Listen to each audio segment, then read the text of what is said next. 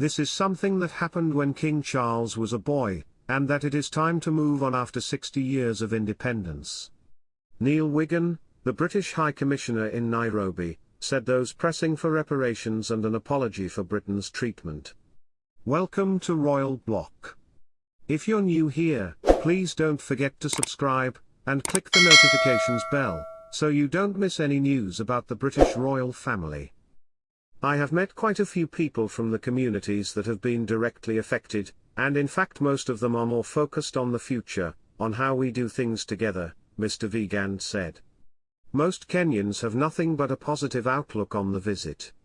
Both sides seemed more keen to celebrate with the present and forging closer ties for the future. The English Premier League was more interesting to ordinary Kenyans than colonial history.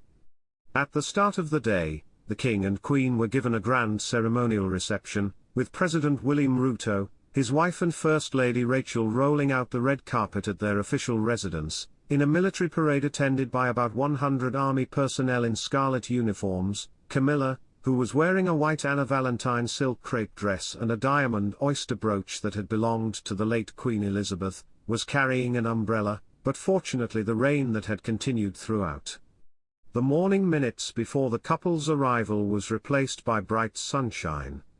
Later, the royal couple planted 2 trees to mark their visit before going to the National Monument and Museum at Uhuru Gardens. The King and Queen were told how the fig tree planted there to mark the moment of Kenya's declaration of independence was considered a shrine and a memory of the country's turbulent history.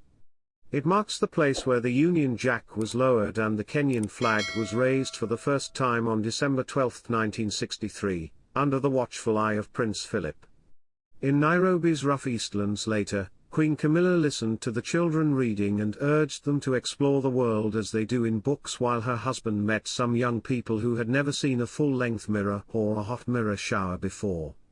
She and King Charles went to Eastlands Library, and met separate groups of young people involved in various projects to improve their life chances. The King met a group of children from deprived rural areas who are taking part in a business simulation game, run by Charles' charity Prince's Trust International, which aims to help them think about becoming entrepreneurs. Some of them had not used a laptop before participating in the project. 3/4 of this group traveled 16 hours by bus from the far north of the country. They had never seen a full-length mirror. The first night they were here in Nairobi, they were trained on how to use the hot water tap in the bathroom. They had never seen hot water coming out of the wall. This was the first time they had a bed that they didn't have to share with family members. Thanks for watching till the end.